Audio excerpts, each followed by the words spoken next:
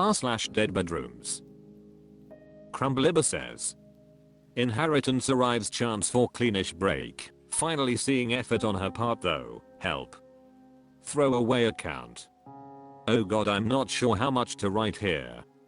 I'll just write it all, and then I'm hoping it will serve as a way for me to understand my own history. The painful raw emotion behind this dead bedroom make all my memories so difficult to access sometimes. It's kind of freaky. This thing has basically turned into a novel the length of War and Peace. Sorry. The beginning of the story == I'm a 35-year-old male, pretty high libido / sensual person. My wife is a 40-year-old Sam, I would say low libido. Married for 9 years. 2 very bright kids under 10, both homeschooled. I'm born American, she is Eastern European, but an American citizen now, before our marriage. We met and chatted online for 5 months or so, before I moved to the same city. Before moving we were masturbating on video calls together. Talking about fantasies, I was completely open about my fantasies, even things that I was concerned would be deal breakers. I knew that a vigorous sex life with an enthusiastic partner was absolutely essential for me to be happy after my previous relationship experiences. Our values and life goals were 100% in alignment. It really felt like I had found my soulmate. She was cute, adorable accent, very smart, excellent vocabulary, said that she worked out all the time, a hard worker, and she has seriously the most beautiful bronze skin tone I have ever seen. We talked about some sexual trauma we both had, hers coming from a relationship just before me where she was cheated on, but still chased this guy. This knowledge would eventually haunt me to the point of suicidality. I had recently converted to Christianity before I met her. I was in a very fundamentalist Southern Baptist church as a child, and had been an agnostic for many years after leaving home before my conversion. I had/have a lot of religious trauma from my childhood. Because of my new religious beliefs and my uncertainty about how much of the Christian doctrine I thought was true, I wanted to wait until we were married to have actual sex, and she agreed. Well, that lasted literally 30 seconds after meeting her in person for the first time. After the first time, though, sex became awkward. Part of the problem was me. I was suffering from religious guilt and anxiety. I think I'm losing my faith at this point, BTW, and was having trouble being free and open to enjoy the sight of her body. I own that contribution to the early awkwardness, full stop. There was some strangeness from her though as well. She didn't seem to do a whole lot when we had sex. It has taken me a long time to really come to grips with what was happening, but basically she didn't really communicate during sex what she enjoyed and didn't enjoy. She didn't move her body so that I could tell if she liked something, etc. Basically starfished. It was to the point where I would stop and ask her if she was okay, and she would always say yeah, and then I would feel like I was doing something wrong. It was very different from when we were talking in a long distance relationship. That girl said she wanted me to grab her bottom jaw with my hand inside her mouth while I was in her. Raw, primal things that I was a little uncomfortable with, but also intrigued. I'm more of a slower, sensual type of lover by nature. My idea of great sex is to just let the eroticism and sexual energy build in the room. As we lick, taste, and feel each other until the entire universe fades and there is nothing but the ball of animal delight we are orbiting together. I love going down on a girl and I will lick everything like a dying man in the Sahara who miraculously found some morning dew. 69 is my favorite position and I would live like that if I could. We just didn't really seem to be a match in the bedroom. She was very resistant to anything I would suggest, even very vanilla stuff. I tried to talk to her about it, explain how I liked it, how I saw sex as a way to completely lose yourself in each other's bodies and connect in a way that is unachievable through any other method. She thought the point of sex was to get to orgasm, maybe like scratching an itch, albeit a pleasant one. I was completely non-judgmental as I brought up my concerns, what I was confused about, and trying to entice her to my way of thinking, hoping it would loosen her up a bit. She got angry and defensive, feeling criticized and saying I was all into tantric sex. I never used that word, and I'm still not sure why that would be a negative thing, but the venom in the tone was there for sure. This defensiveness would become a theme for our entire relationship. During our dating she seemed to be a bit codependent, and I told her that I couldn't be her emotional anchor.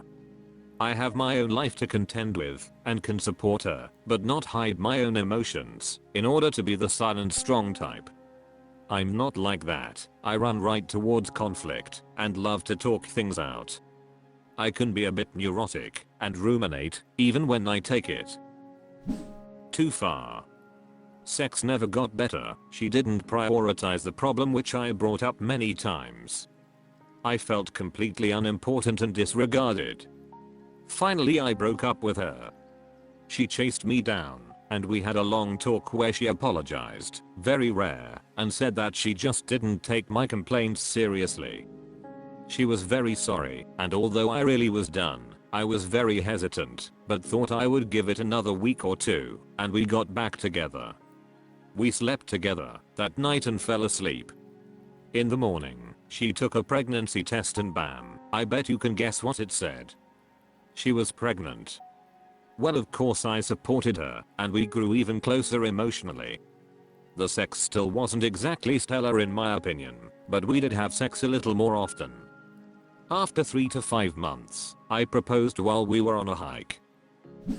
I did feel a sense of moral obligation to marry her, self-imposed shotgun wedding, but I also really did, and do, love her and wanted things to work out between us. I, naively, believed that enough love on my part could get us through everything, and if only I loved her enough, she would find her eroticism. Much of this terrible mindset came from my childhood, and witnessing my parents have a completely unloving marriage, where my dad was the martyr, at least from my child's viewpoint. My dad, a hardcore fundie, said that marriage is like Christ's relationship to the church, and Christ died for the church, therefore as the husband it was my responsibility to die for my wife. In fact, in the same way people continually fail God, it is only to be expected that marriage will be a shit show, is the implication. My mom was never attracted to my dad and he continually slaved away, again, from my child's perspective, to please her. They divorced after 24 years of marriage. These are toxic patterns I have seen nearly destroy 2 of my brothers as well. Terrible example of marriage dynamic, but it's all I had. After my son was born, holy shit, our sex life has just been a complete shit show. Due to my wife's terrible abuse she endured as a child, frick, those assholes, she endeavored to be the exact opposite of her parents. And by God she really did it. She is a great mother, perhaps on the indulgent side, but very loving, and really bought into attachment parenting. I would have been much more distant and harsh. I'm still too harsh, and so I really am eternally grateful to her for dragging me kicking and screaming into being a better parent. Not to say I didn't also try my ass off, but really, she was the star of the show. The downside to the single-minded dedication to breaking the intergenerational abuse pattern in her family is that our relationship completely fell by the wayside. I could not imagine being more lonely and neglected than I was. Oh, we do family stuff together. I was and am extremely involved with my children, taking care of the house, etc. There was zero romantic anything. Always a kid sleeping between us, and no desire on her part to sneak off for a quickie or anything for years. Now we weren't completely celibate, like I see a lot of people here deal with, but it was not good. The sex we had was very rare, and when we had it, it was not good. She just doesn't seem to have a lot of desire for me, or that is my fear. It doesn't take a whole lot for me to forgive and forget, so I'm really prone to accepting breadcrumbs, especially when my partner is avoidant and just wants the conflict to go away. I don't want to be in a relationship where I have to cry and scream before I finally get noticed or my needs get acknowledged, but that is what happened over and over again. Respectful talks would go nowhere. If I could even get her to acknowledge an issue, she would say something to give me that next hit of hopium, and then nothing would change. Well, during one of those opium cycles, year 2 I think, we had sex a couple times and bam, another freaking baby appeared. I was devastated because I was already thinking about how I just could not take any more of this, and religious beliefs or no, I had to get out before I died. Well, I'll be damned before I abandon a baby, so I was stuck on this roller coaster. We had another child, bonded emotionally, etc. Our children are so loving and kind. I actually managed to stuff down a lot of my unhappiness for the next 4 years. That whole period is hard to remember because I know I was miserable, but I also remember it as not quite that bad. It's very confusing. I remember lots of passive suicidal ideation, resentment, etc. I definitely know our shitty bedroom situation and my wife's lack of desire for me and lack of give a damn about my unhappiness really affected me. It's a whirlwind of conflicting emotions. My wife put on a lot of weight during this period. It was insanely unhealthy, like on a TV show. I'm a fit person and I have always been extremely clear about how important health and taking care of yourself is to me. I feel guilty for feeling this, but I was so mad that she would let that happen. Like it was another slap in the face that I wasn't important. You only get one partner and every decision you make affects them. I'll probably get hate for it, but it's the truth of how I felt. Also, she didn't shower regularly. It was a cluster, frick, at times. Definitely depression on her part, which I can certainly sympathize with. I tried to support her, sent her to therapy, which she found unhelpful and quit going. There's only so much you can do for your partner before it starts being up to them. I had to pull myself out of addiction earlier in my life, so I understand how hard it is to look inside yourself. Eventually she got bariatric surgery using some money I received when a family member died. That is very expensive. I went through the many phases of the DB. 1. The angry phase. 2. The stoic phase. 3. The I can only change myself phase. 4. The deep depression phase. 5. The drinking quietly at night alone phase. 6. The maybe I can accept this reality phase. 7. The screaming at the universe why phase, around and around in a horrible circle of anger followed by shame and guilt. Well, last summer I kind of started to snap.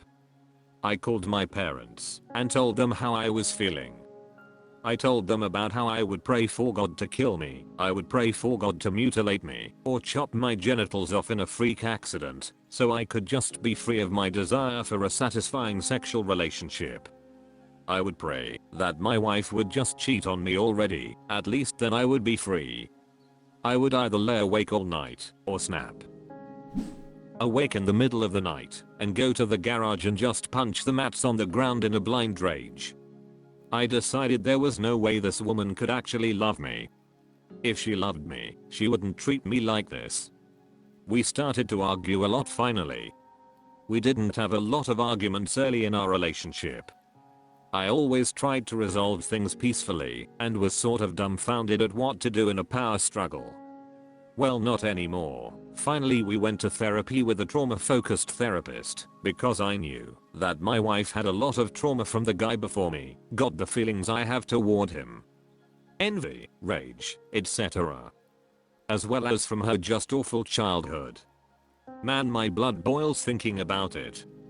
She didn't talk about us in therapy, she only talked about her relationship with her parents. I grew more and more frustrated. After a month or two my wife and kids left for a whole month on a trip to Europe, and it was just me and the therapist for 5 sessions. During that month, for the first time I really uncovered all the feelings of sadness and rage that I was suppressing.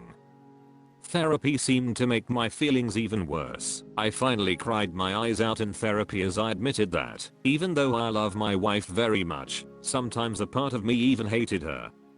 I was so angry. I was also terrified that I would go to hell and that I was a bad person for being so angry.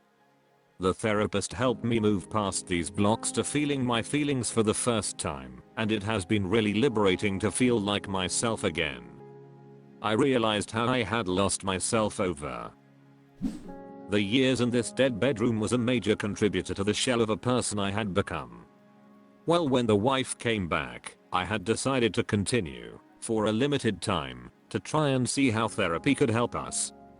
I would push more, and I wouldn't wait forever, but I would be all in on the relationship in the meantime. When I picked her up from the airport, I hugged, I welcomed, I was very warm, although of course she could sense something was off about me, and so she was distant and even less affectionate than usual. When we got home, I showed her the very large surprise I had prepared for her: treats, a cake, balloons, lights, etc. Plus a pretty large remodeling project that took me 2 whole weeks working late at night to complete.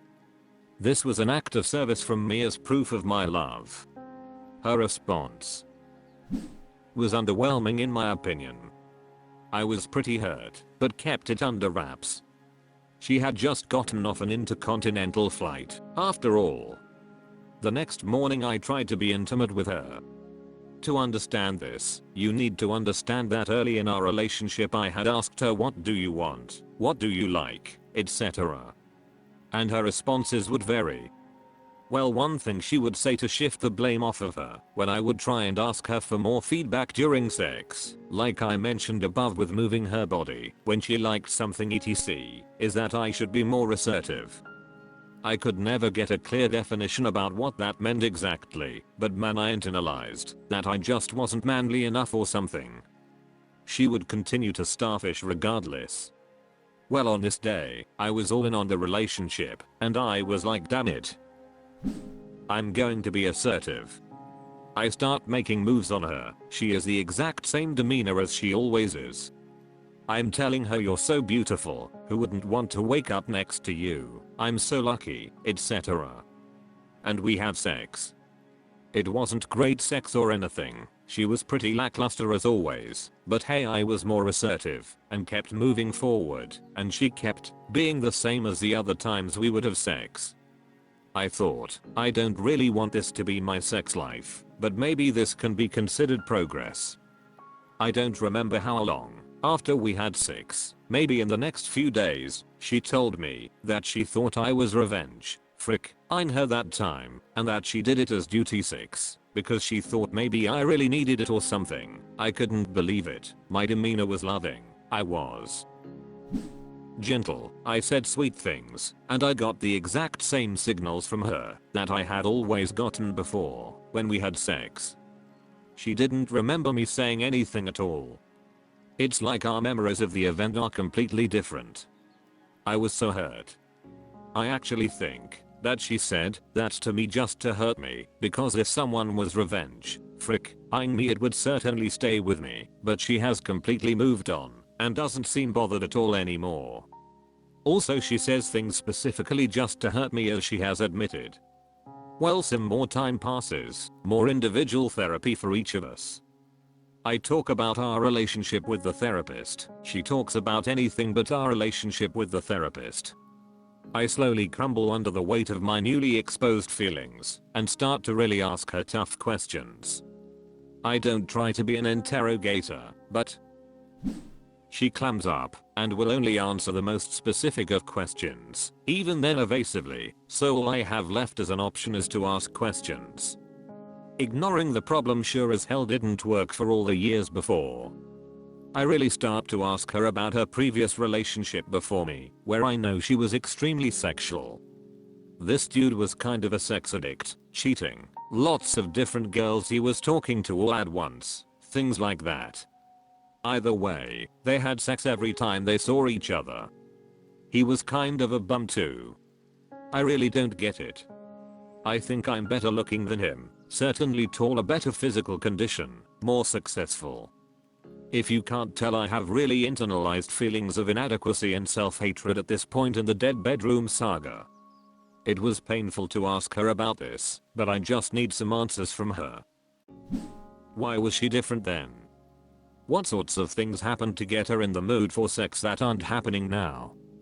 Like, I'm not trying to dig up all the gory details. I don't need to be the best sex she's ever had, she's not mine. It just seems like an obvious data point for figuring out what might really be the issue here. She is extremely evasive. I press the issue, for right or wrong, I still don't know. She tells me some things that really wound me with no concern for how it would make me feel, or if there is a constructive way to phrase things. She tells me that she was just a very sexual person then. A sexual being in that relationship, but not in this one. She told me he just knew exactly what to do. The sex was always so great, because he was just so great. She said she didn't really have to do anything, and he would just sort of make it happen. This does jive with explanations of her prior relationships, which were never hypersexual, BTW. I do remember her telling me once that he would always make her blow him before they had sex, and she hated and resented it. I asked her, if you don't have any fantasies, WTF, then why did you say you did before? As an aside, once she told me that she said all those sexy things because she was trying to attract me, and that's just what people do when dating. I was shocked. I asked her, why did you say sex was so important to you if it isn't? I told you how it was so important to me. Her answers change and contradict a lot. She retorted, why did you say you were good at sex? When she said this, it just rolled off of me with no emotional reaction, because I don't have an insecurity about being good at sex. I don't even think that is a thing. Sex is something you co-create together with communication and love. I responded saying all that. I never said I was good at sex. I don't even know what that would mean. Anyways, the hurtfulness from this retort happened later when I pondered it, brought it up, and she admitted it was said specifically to hurt me. Once again, I was shocked. I have never said something specifically with the intent to hurt her before this. Well, the conversation kept rolling, blue. And I moved on to things we could try to get her in the mood, because we had read, "Come As You Are," and the whole responsive desire thing. I think that is used as an excuse by at least one woman I know. I said that I had read that reading erotic fiction was a common suggestion, keeping the pump primed by keeping sexual thoughts close at hand. I revealed that I had personally written erotic fiction before and maybe she would enjoy reading it. She was like, yeah sure, that stuff seems pretty cringy though. I said another suggestion is, what about when I come up to you and kiss you, hug you, squeeze you, run my hands down to your butt? That is a sexual thing. You could anticipate the good time we could have later, together. She says, what would I look forward to? At this point, I'm finally unable to hold it together and start to cry and say things like, oh my god, how is this my life? I need to get out of here and just go be alone for a while. She says, oh no, you didn't understand what I meant. This was just a hypothetical situation, not something I normally think, blah blah blah. I was devastated. All this after I'm trying to be constructive and try yet again to talk about this painful subject, and she's telling me how fricking great this guy was, and oh she was so fricking sexual, such a sexual fricking being, he knew just what to do. Jesus Christ, it was horrible. She calms me down enough that I don't run out, mostly because my kids are out in the living room. She tells me the sex is always good, and it's just the initiating and getting there that is so hard. I ask her if she fakes orgasm, she says no. I tell her that I have faked it before, not to be mean, but just to be honest. I don't remember much else, but I'm very sad at this point, although I've gotten myself under immediate control. For the next few weeks I would randomly moan in pain and feel like I was going to vomit. I've never been seen so crushed in my life. Truth is a biatch. Well, I go to therapy next, and I tell the therapist all this, and I'm an emotional wreck. She tries this buzzer thingy on me and asks me questions about what was I happy or proud about during this painful conversation. I was proud that I remained in control, not lashing out, and that I didn't back down or hide my feelings or carrot take. I leave the session still hurting, but feeling significantly calmer. I get home, and my wife is in the garage. She can tell I'm way calmer and comments on it. In fact, I can even smile at her. She says something like, "Oh, you're so calm, it even feels like you're flirting with me." She moves her body in the way a flirty woman does for a few seconds. I'm enjoying the vibe, no change in demeanor on my part, when suddenly she stiffens, and with a light look of disappointment says, "Oh, you've changed. You're self-conscious now, aren't you? There's a tension in the corner of your eyes." Then she, brushes right past me and goes to the other side of the garage and is messing with something on a shelf. I'm completely floored. I don't even know how to respond, so I just head inside, thinking holy shit, this is ed up. We have a few more talks where I try to get some sort of productive conversation going despite this all being beyond painful for me. Every talk is similar to the above. She doesn't know what is wrong. In fact, she even told me that if we were to separate, that she would feel like she had done everything she possibly could. That even earlier in our relationship, when she completely was ignoring my pain and requests, that she just did the best she could with the emotional bandwidth she had available. No apology would be forthcoming, and she wanted me to stop bringing up the past. After all, she said sorry one time when I had lost it in tears before. I couldn't believe it. I had been through addiction issues in my past. I had done the best I could with what I had at that point in my life. That doesn't mean I'm just off the hook for the way I treated people. I ed up then, and the only way to heal is to accept the reality of your flawed behavior and be remorseful about it. At this point I had 95% of the way given up on the relationship. This was maybe 2 weeks ago. The advice requesting part. So the backdrop to all these questions is that I knew a large $20K sum was headed my way from an inheritance. This was my ticket out if I decided to leave. I would not ever be getting such a sum to land in my lap again. I have 2 children, so I would need this money, which would not be split in a divorce. Talked to the lawyers already to set up a place where they could be at home with me half the time. There is sort of a timer going on in the background. The money should have been here in May, but it was crazy delayed, and so my initial deadline for change was passed, just like my previous internal deadlines had passed before. Well, now it is finally here. I hold the check in my hands, and I'm conflicted. Like I said, I was 95% of the way ready to go. I do still love her, although I don't know if I can ever trust again. I would be very sad about it, and it would register as a loss. Also a hope for a new future with someone who actually desires me and has a higher overall energy level like me, but still a sad loss. It would greatly affect my children. My wife would have to get a job, which means no homeschool for the kids, and it's going great.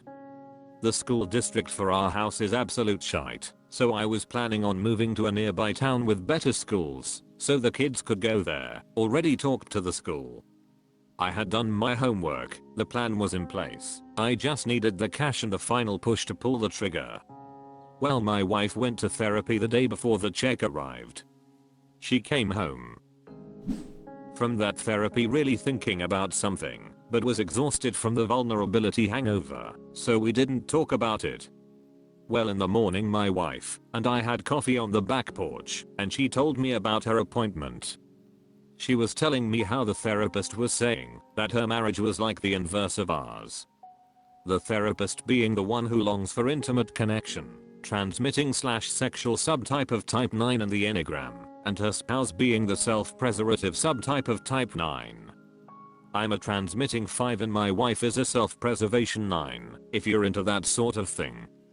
My wife started crying as she told me she finally realized that she had basically left me to starve for my interpersonal needs. She said that she was sitting at a feast with the kids while I starved in the corner for years.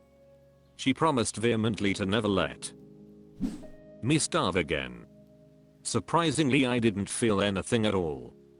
I later felt a bit better though, like maybe there was hope. Literally 2 hours after she said this first real sign of an actual potential breakthrough light bulb moment, I hold the check in my hands. I want to talk to her tomorrow morning about more detail of what she meant by promising to never let me starve again. My dad's advice through all of this has been utter shite. Just you're strong, you can hang in there. Awful advice, especially considering it didn't work out for him. My mom has been the most helpful as she has really matured emotionally over the years. She is clearly on my side of the ring while not pushing me in any direction. I was telling her how I feel like, holy cow, if this is God or the universe, my goodness, this change is really happening with seconds left on the clock.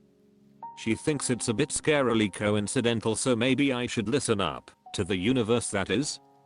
I'm also just afraid to really let myself hope for love again. The potential for extreme pain is omnipresent. I've also already opened the mental door to a life after her. I'm finding it to be quite the loss just trying to shut that door again even a little bit. I could find a sex partner where this isn't so frickin' difficult. I've had a vasectomy, so anyone that wants kids is out of my dating pool, but I look pretty decent, I think. I would be fine. I realized during therapy and my interactions with my wife that yes, we have a dead bedroom, and it is very painful and honestly a total deal breaker, as I was clear from the beginning. The problems go way beyond a dead bedroom though. I had foolishly thought at the start of therapy that just fixing our sex life would solve all the problems. There has been a lack of respect, a lack of self-reflection, compassion, etc. Not to mention I can't envision an actually satisfying sexual relationship with this woman.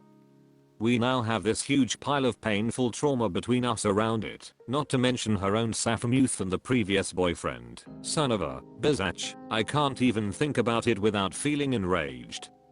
In a perfect world without those traumas, it would still be quite the slog.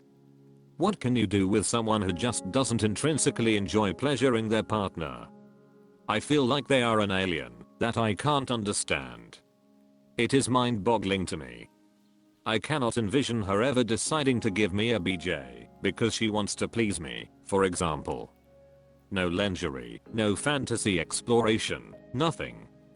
I know for a fact my ultimate fantasy will never happen due to a medical thing. I'm quite bummed about that, to be honest. I will die without that, guaranteed. I read that people lose the ability to see their partners as sexual options, and that is not the case here. I want to clarify. In fact, after her crying over coffee, we snuggled on the bed. I got horny after a long time of being too sad to get horny, and she took off her shirt and let me kiss her and suck on her breasts, while I mostly jerked myself, but got a little hand action. Not exactly enthusiastic, but it's progress. She is on her period now. I've hidden the check, but I can't do that forever. I don't want to be a somebody's fool any longer.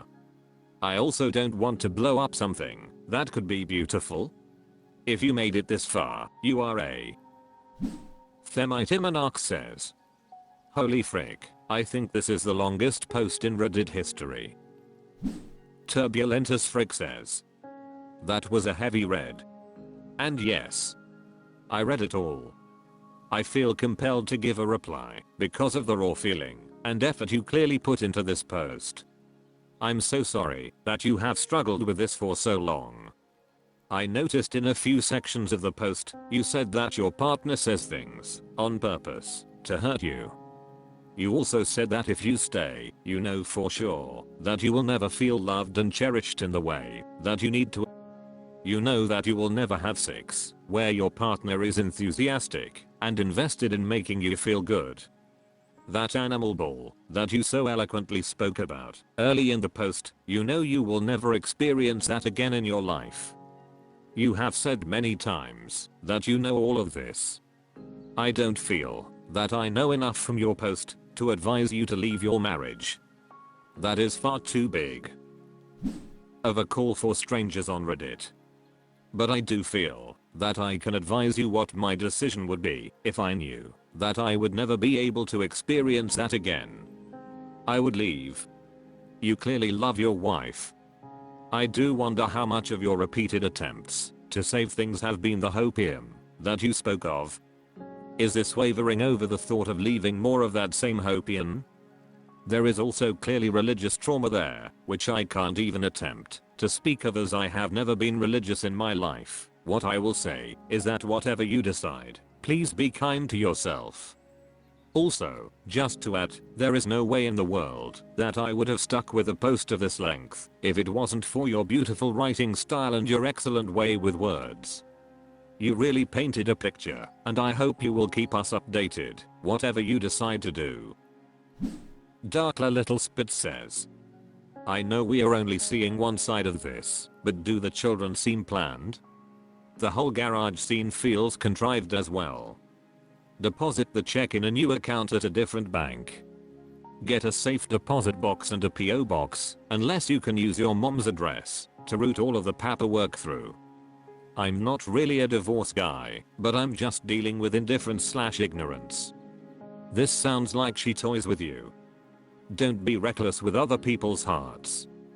Don't put up with those that are reckless with yours. Baz Luhrmann, everyone's free.